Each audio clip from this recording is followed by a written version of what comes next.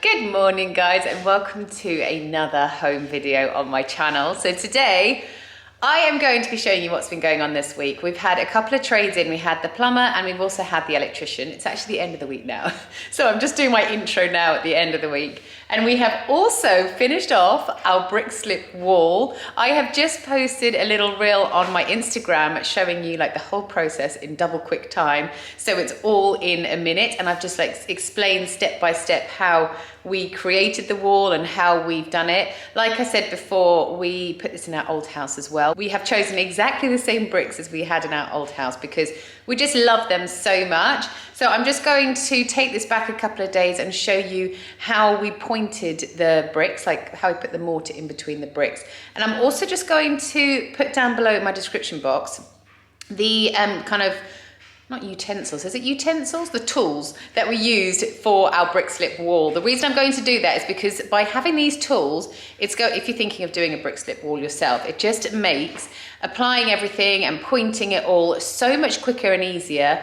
And yeah, it will just save you so much time. The things I'm going to put down below really aren't expensive at all, but I promise you they're worth every single penny because they do make the whole process just so much easier. Right, we're about to start grouting, and I thought I would just show you this, which we have had from when we did the same brick slips in our old house. So this is is this an actual like pointing gun? I think it actually is. We just got it from Amazon. It's definitely worth getting because it makes the whole pointing job so much quicker and easier. So basically what you do is you just push that back down, and then you fill this whole tube with your mortar. And then you pop this little lid on here, and then you just press the gun here, like you clip this together. This is almost like a caulking gun. And then the mortar comes out here, and you can easily just like put it between the bricks, and then you just run along the bricks and it goes in really, really easily. And then you kind of just smooth it out with this device here. We have this to just smooth it out and make it look all nicely pointed. Here is our finished wall. How good does that look? We are so pleased with it. So it is a little bit wobbly, but I quite like that. I mean, I think I went a little wobbly here, but obviously, as you can see, the bricks are not even in themselves. I mean, now that we've actually pointed it, it's less obvious how uneven they are, but I don't know if you can see that this one's got like a little bulge down here, and then it dips in, and then it's got another little bulge. So all of the bricks are quite uneven because they're meant to look quite rustic. And so if you do go a little bit wonky, it doesn't matter, I feel. If you have a laser level, then that's great. You can use that, or just a level as you do it. We actually did that in our last house and they were a lot straighter. But yeah, I don't mind them being a bit wobbly here. And then as you can see, we pointed them ourselves with the pointing gun. Again, looks a little bit rough, but that's what it's meant to look like. It's meant to look like an exposed brick wall. Don't you think that just looks so much better? It just makes this whole room look so much cozier. And I love it. I just love it. So like I said, we've had the plumber here this week and the electricians. They've just been finishing off final bits. The plumber has now completely finished bar putting in the water softener for us. So we live in an area which has a really, really hard water. So as we've got quite a lot of space in here, that needs a clean actually, we're going to put a water softener in our boiler cupboard because we have obviously got black taps and everything and shower heads. So already I can see some kind of like lime scale build up on all of them. So he is going to come back and just fit that for us very, very soon. But other than that, the whole house is completely plumbed. We have working toilets in every single bathroom now. This toilet here has been out of action since we moved in. They needed to just finish the soil pipe on the back of the outside of the house. So they couldn't get this plumbed in until the soil pipe was finished. So the boys have a fully working bathroom. So now we just need to get the tiler back to come and fit this last bit of tile. He didn't know exactly what upstand. He didn't know exactly where the toilet was going to go, so he couldn't fit the upstand until the toilet was fitted. When the electricians came yesterday, they also put up the boys' mirror. So this is another one of those. There we go. If you just put your hand underneath and then it lights up with LED lights. So the boys are very, very excited about this. In here they have got The shaver points, those have been put in both of the, well, all three of the bathrooms actually. One in ours, one here, and the one downstairs as well. So what we need to do in this room now, we also need to get the mastic man back so he can mastic all the way around the, where the sort of, the floor meets the upstand to make sure no water is able to escape down there. I want to get like a nice bit of plantage or greenery. I might get a little unit to put on here just for storage of towels and some extra toilet rolls and bits and bobs like that.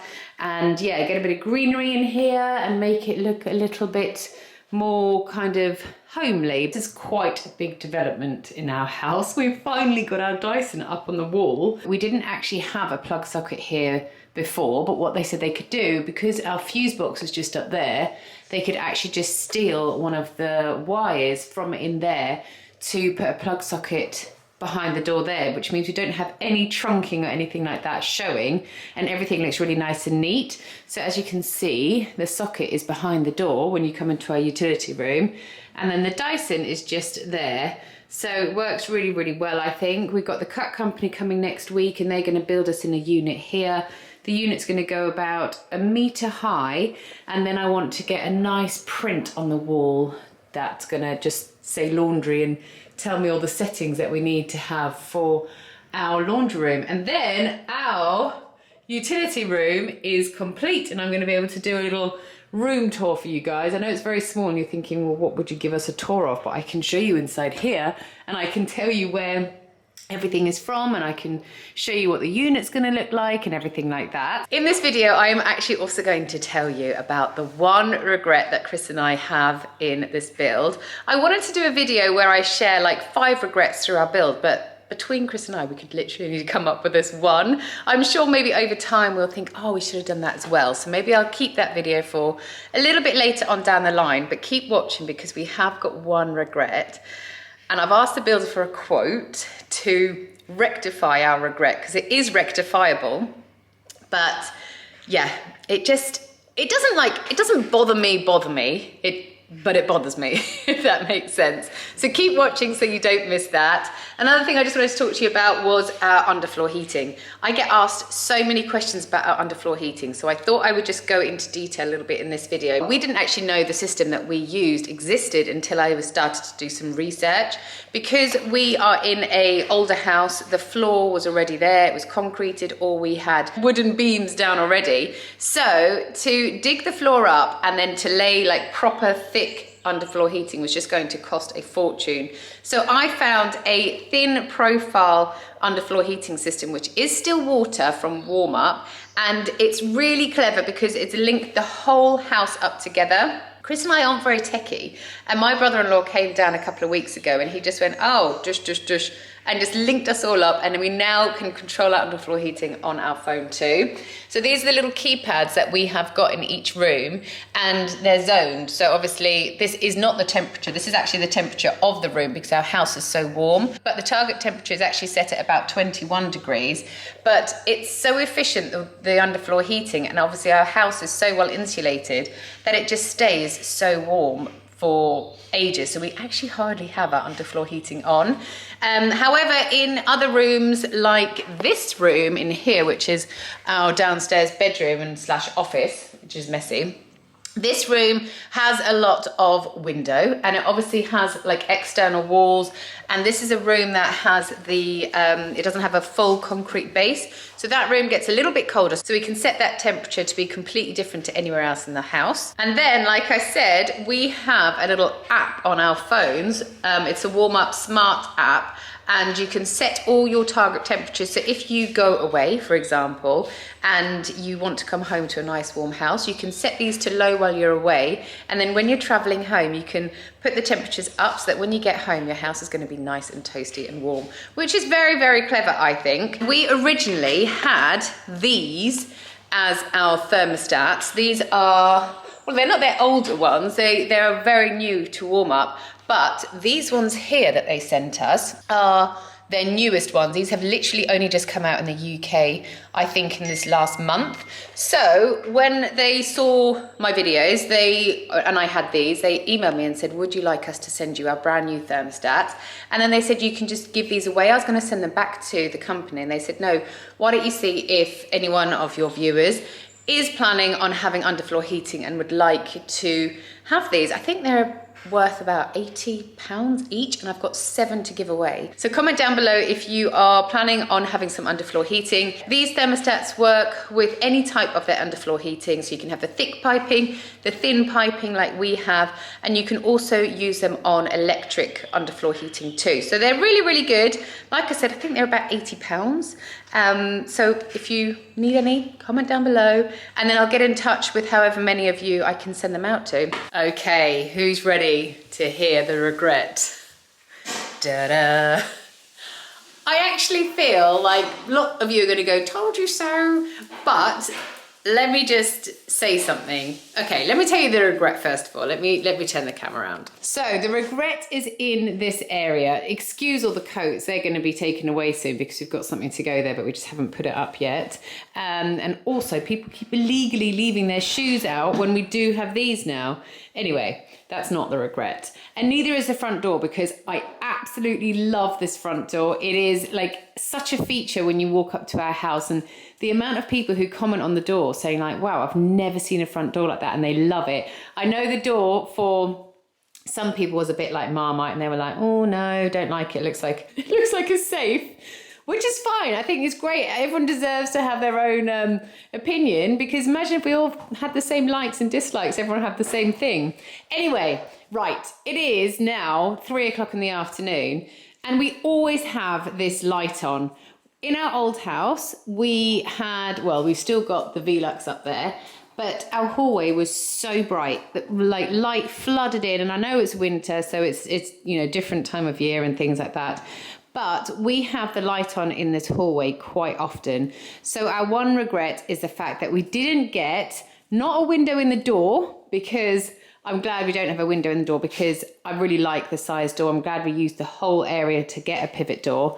But our regret is we wish we'd put a slim window all the way down here. We can do that, we can add it. So I thought of getting it all the way at the top here to match the height of the door, and then 400 wide all the way down to the floor there. So we have just asked Dom for a quote. It's going to be frosted. I don't like having glass where people can see in, because I just feel like anyone walking past can just look into our home and see what's going on. So it would be a frosted glass, and obviously when I said it to Dom, he said, well, it would have been easier if we'd done it at the time, obviously, but we didn't. So it's not something that needs to be done straight away, but I do think it will be something we will do this year at some point. So obviously it's a bit of a shame, because we'll have to get it re-rendered on the outside and replastered, just that little bit on the inside, because we'll need a lintel, just a small lintel put across there. But I actually think, and I wish I'd thought about this when we did our plans, I think a window there will just look so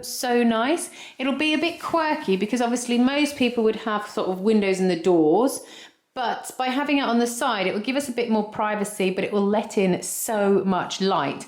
I think the reason why this hallway is so much darker than it was when we had our original build was because we obviously went out quite far with our porch, so it sort of created a bit more of a tunnel. But yesterday, when the sun was beaming through here, there was loads of light coming into the house. But normally, because we live in England, it's always grey, normally there is a little bit of a light issue in this area. But we've got these daylight bulbs, which makes it feel like it's light here, but it's not. That is our one regret. And I think, because obviously we did a huge build, we changed absolutely everything in our house.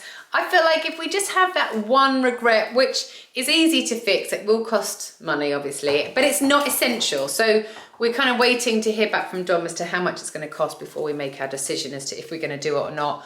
And obviously that is going to be like way down the line. We need to get our patio laid. We need to get our render finished. We also need a new driveway. So the window is quite far down the line. But so far, that is our only regret that we have had in this build, which I actually think is quite impressive.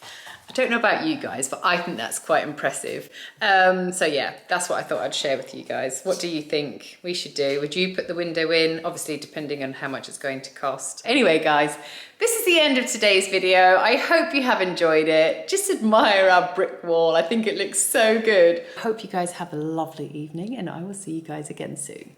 Bye.